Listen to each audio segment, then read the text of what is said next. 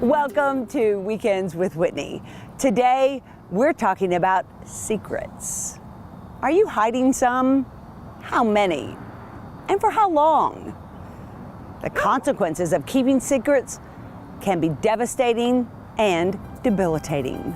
When I was a little girl, I was molested by my uncle at age 2, and I was told by my grandmother when I did tell her not to ever say that again, my voice was taken.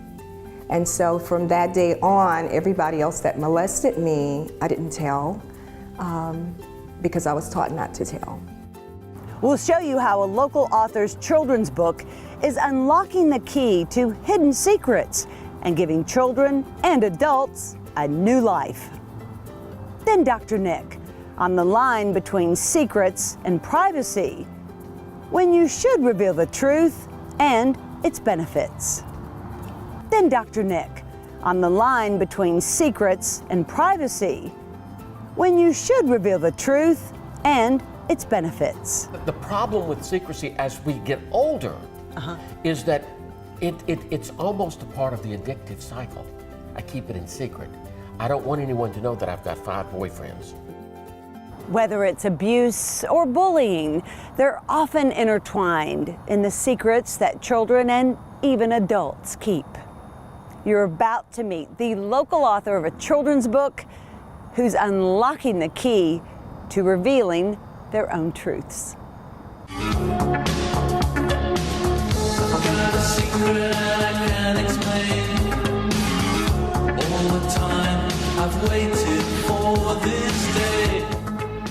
It's a little book with a huge message. You'd be surprised at the adults who say, I wish I'd had this book when I was a child. Toodles the Turtle Tells the Truth is local author Linnell Levy-Melancon's first. It was born from an email she sent a friend whose 5-year-old daughter was showing disturbing behavior. So much so that her mother took her to see a counselor. The counselor took her and couldn't figure out what it was. So we knew that there was a secret. A secret, even after 2 years of counseling, only Toodles could bring to light.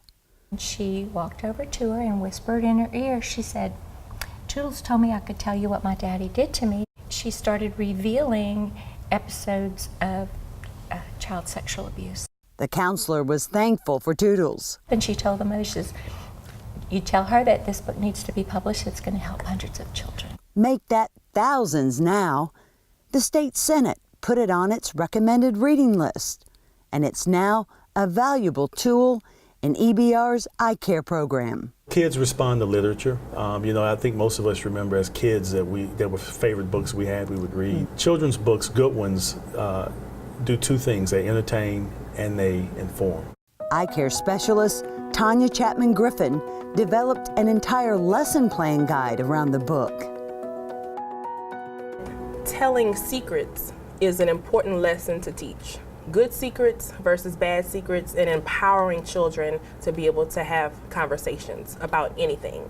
It opens a dialogue not only about abuse, but bullying, substance abuse, and other concerns in kids. The best story is seeing the light bulb go off when you're able to share the story, and as you're reading the story and you're doing the lesson plans, having them say, oh, that's a secret I can say. I should say that one.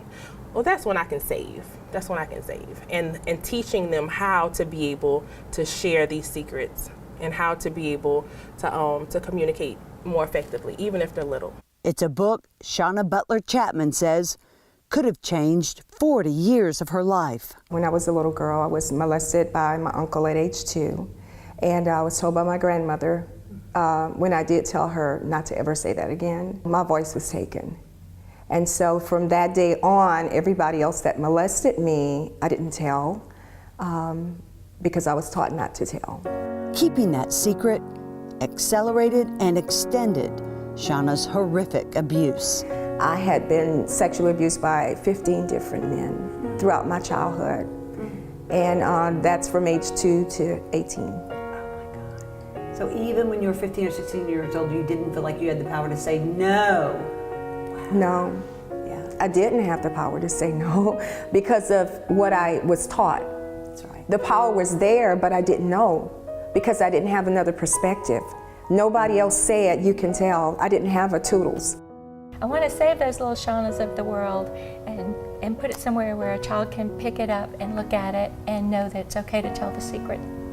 I had never ever read a book like that before. For me to pick up that book and read it, I went back to that little girl that was first touched. I just remember thinking, where was this? Shauna suffered in silence. She couldn't even find her voice until her 40s. We carry these issues into adulthood, and we don't know how to do life because we were conditioned to not use our voice, to keep these secrets, and we carry that throughout life. And so it affects our children, and it keeps affecting each generation on and on. She discovered her mom harbored secrets too. She shared with me that when she was a little girl, she was molested or touched and had told my grandmother also, and it was overlooked too. And so I feel like my mom didn't know what to do because something happened to her and she wasn't protected. You know, so I don't know if maybe something happened to my grandmother too, because sometimes it is a cycle of shh. Shauna's broken that destructive cycle with her children. Now, she's doing it for others. I don't want a little girl that's 5 or 6 years old that's being molested like I was to have to wait until she's in her 40s to use her voice. I want her to be able to use her voice now. And to stop it. To stop it. To help stop abuse, Shauna is now a counselor and conducts seminars on how to detect and deal with trauma. And she always brings Toodles. Whenever I go to speak, I bring it with me and, share with people about the book, because it meant so much to me even now. It was a part of my healing. Just to know that this is out there, it's a part of my healing. Because I feel like now children have a voice. They have a chance to use their voice. If they can get this book in their hands, or if they can get it in their ears, then they have a chance to use their voice. They have another perspective. They have an opportunity to know that, hey, if they're reading this to me, this is a safe place for me to disclose and tell what's going on. It's everything Linnell dreamed her book would do, but more than she ever expected. It's got a life of its own. It's the darndest thing. Attorney Bill Bryan knew the book had legs the first time he read it. He says it's teaching today's kids something his generation wasn't. It's something that has become near and dear to my heart because I grew up with a lot of kids that were bullied by a lot of kids and things like that. I was not bullied, but I saw a lot of kids who were. And I saw some of the ramifications from what the bullying did to them. And it was interesting because I remember seeing one kid who was literally on the ground getting beat up. He looked at me and I didn't do anything to help him. And that young man grew up to be very successful. And we ran into each other a while back, and I was doing some work and was asking if we could work together, and he said no. It's because you didn't come to his aid? He'd never forgot that. Yeah. When you think back about yourself, why didn't you intervene? Didn't register to help, just like a little kid getting beat up, and you just didn't think anything about it. And now that I think back on the ramifications of what that can do to people, mental, physical, even death. Bullying can just be so traumatic. And it really hurt me now, like I said, to think back on what I didn't do. And I think back on what I could have done and the difference that I could have made. And this book helps make a big difference. It's even making a difference in law enforcement. It's been utilized by like the sheriff's departments when children who are victims of abuse are being taken from their homes to somewhere. Some of the sheriffs and the deputies can let them look at the book and go through it and things like that. So it has It has a broad educational benefit to it. It educates adults too on how to respond to children who've been hurt. The book's interactive questions instigate insightful conversation. I had a lot of people tell me that that opened a wealth of information, that they didn't know their children were harboring secrets. A book can be your voice. It's okay to tell the truth, Toodles, Mommy said again softly. It's always the right thing to do. Always. You can get a copy of Toodles the Turtle Tells the Truth at more than 200 distribution points across the country. They include Amazon, Barnes & Noble, and of course Linnell's website, which is teamtoodles.org. And still ahead, Dr. Nick on the mental health consequences of keeping secrets as Weekends with Whitney continues. Breck's Liberty Lagoon Water Park is open for fun in the sun. Conveniently located in Baton Rouge's mid-city, Breck's Liberty Lagoon is a great way to beat the summer heat. Make a splash on the water playground, surge through water slides, cruise the lazy river, and shred some waves on the Shockwave surfing simulator before crashing under the shade of our Coolbrellas. You can even rent a pavilion for your next birthday party and register for swim lessons. For more information on how to make Breck's Liberty Lagoon Water Park your ultimate summer destination, visit libertylagoon.com.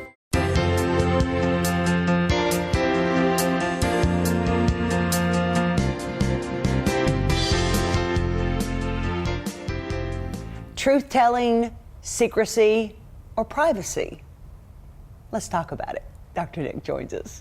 You know, I love words. I know. And I love to try to take them apart and look at them realistically in life. Truth-telling, you know, the book, Tell the Truth, Don't Keep the Secret. Which is huge. Tell the Truth, huge. For children especially, Huge. and adults, like the truth Huge. will set you for free. children. The truth will set you free, and I by no means want to degrade the fact that we should tell the truth. Yes. When somebody who's really, really ugly asks me how she looks, I really can't tell the truth. Right. Because sometimes the truth really just needs to be zipped. I'm not saying anything. Right. It doesn't matter. I don't think that's a lie, Whitney. That people can think it through for themselves. Sometimes it's best to me to just zip it, because my truth might hurt someone. Right. That's different from holding on to a secrecy out of fear. See, secrecy to me kind of implies fear, a shame almost. Sure. Afraid of the consequences. It's a secret. If I tell you, it might either hurt you or hurt me, like the secrecy of Toodles. Exactly. You know, and should being we threatened. ever tell children to keep a secret? You know, ever? Are there any times, you mentioned the compliment, but you know, kids really, by and large, are truth tellers, even if you don't want to hear it. Right. You're right. To get back to children, they really don't need to struggle with truth unless, again, they're fearful or they've experienced some kind of dire or semi-dire consequence to being found out about. So no, children shouldn't keep secrets, but I'm sure from time to time children do. Sure, I didn't break that lamp, Mom. Right. I didn't. Where'd you get that apple? I didn't pick it up at the store. Not me. Well, where did you get it? You know, because you hear the fear factor. There's a punishment of consequences. Just like, again, I mean, the greatest threat to children, as we know from that book that was so well written, is, you know, you tell anybody, I'm gonna hurt your mother or hurt somebody else. To threaten somebody else that someone loves is really vile. I mean, it's very vile. So the person becomes fearful. But the problem with secrecy as we get older is that it's almost a part of the addictive cycle. I keep it in secret.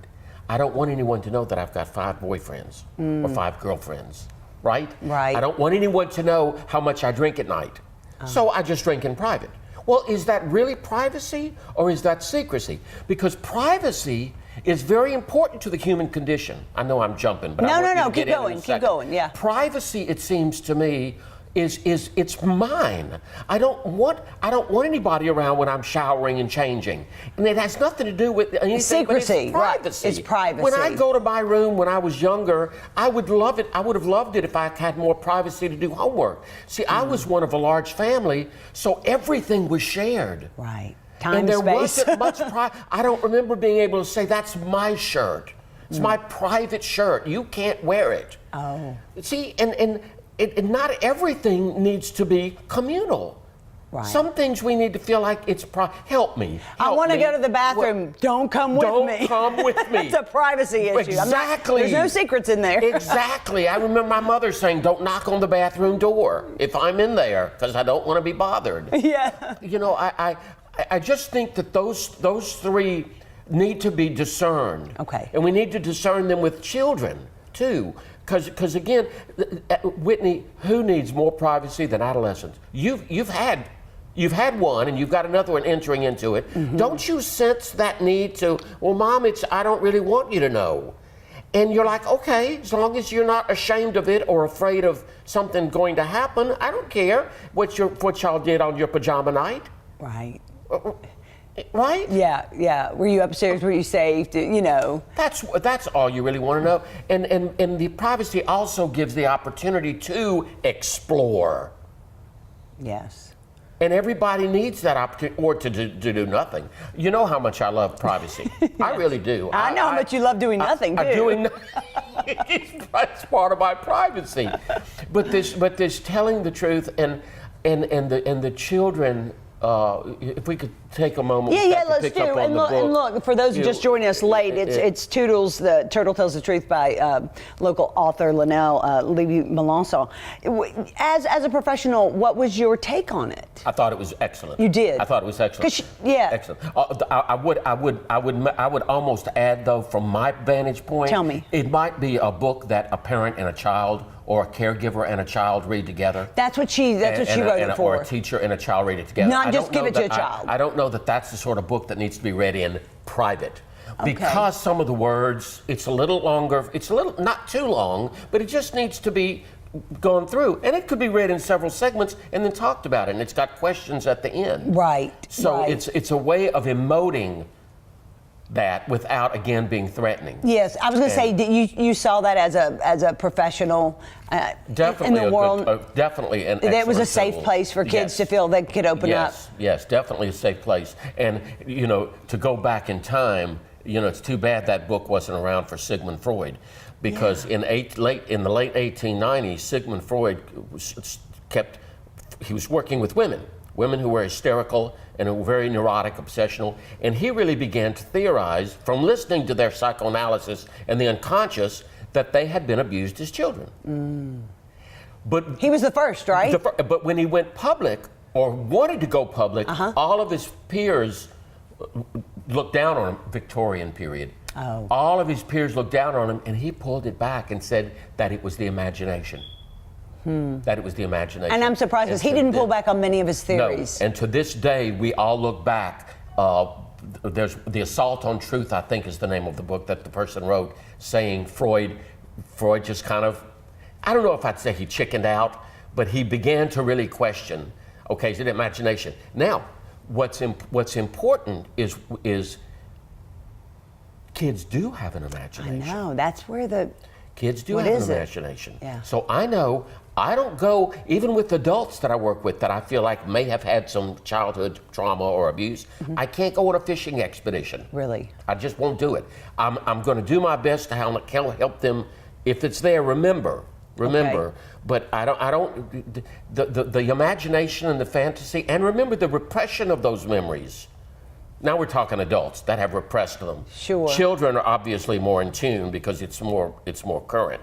And that's when they need to get it out. Yeah. Didn't you think it fascinating that so many adults said, I wish I'd had this not only as a child, but I wish I'd had it in my 20s or 30s, because they've eaten those secrets for 40 years, which is, I mean, what does it do to your state of mental health to keep a secret like that for decades? Yeah. What does it do?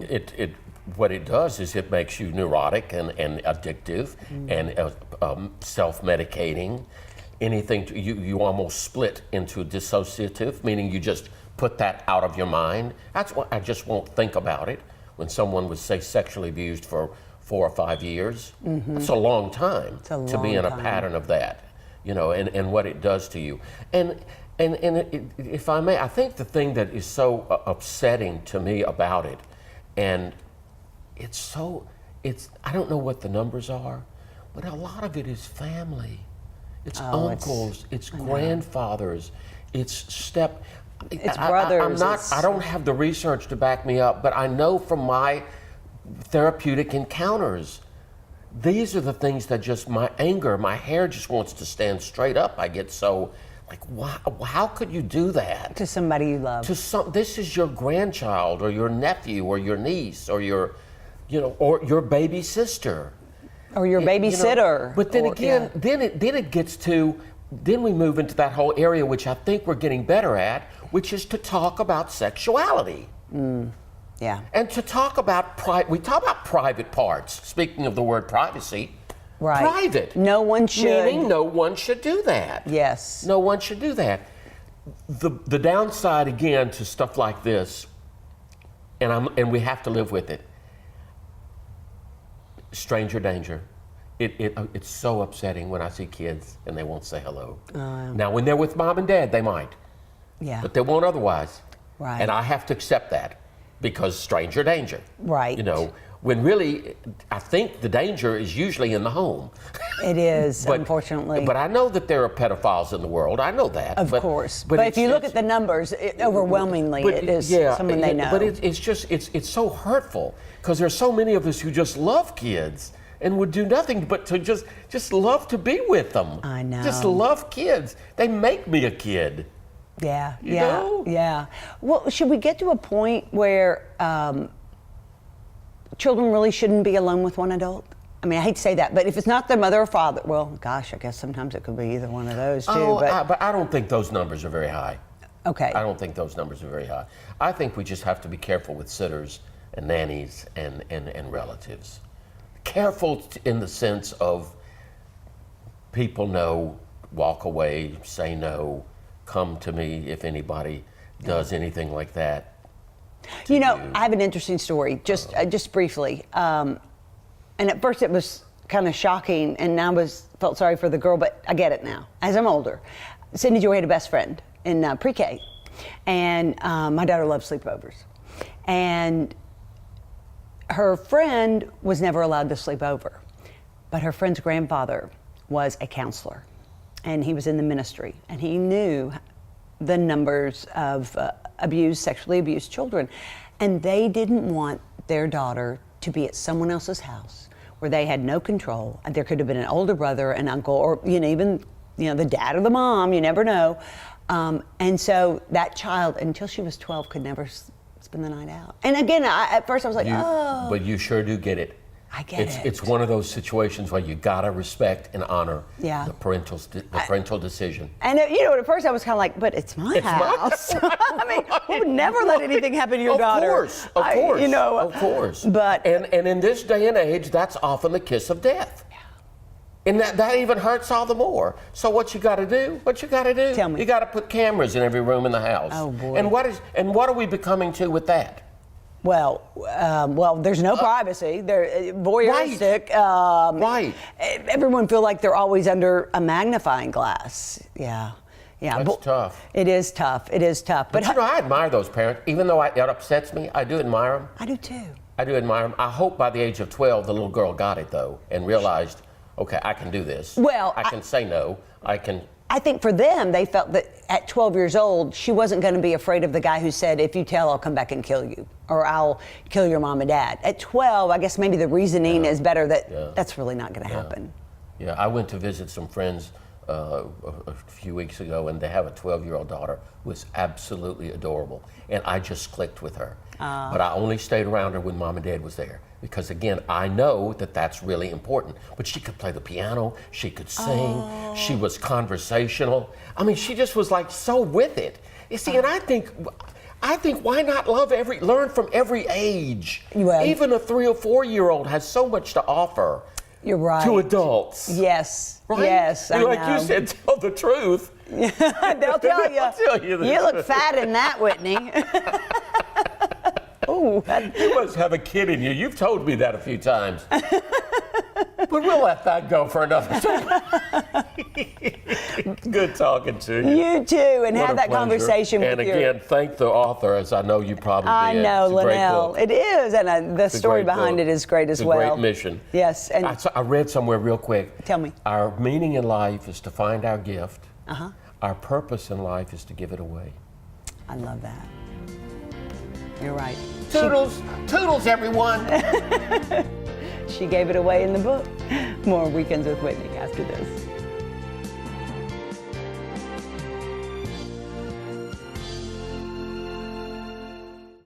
Maggio, the only way to go. Maggio Buick GMC, your satisfaction's our specialty. We really deliver on Falls River, here in New Roads. Small town atmosphere, legendary service for over 60 years. Maggio, the only way to go. The only way to go, that's Maggio.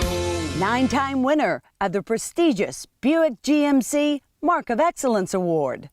Thanks for joining us for Weekends with Whitney. We hope to see you back here again next week when we go behind the scenes of the new Mike the Tiger.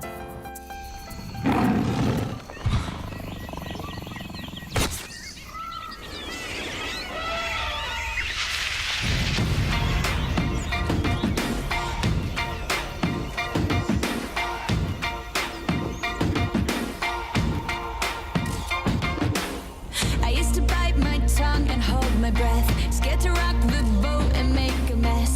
So I said quietly, agreed politely. We get up close and personal with LSU's newest pussycat. And we find out why Mike's vet, Dr. Baker, says this one was the best in the whole world. I see it all, I see it now. I got the eye of the tiger, the fighter, dancing through the fire. 'Cause I am a champion, and you're gonna hear me roar. That and more next Sunday on Weekends with Whitney. Until then, you can follow us on Facebook, Twitter, and Instagram. Have a great Sunday. Until next week, we leave you with this.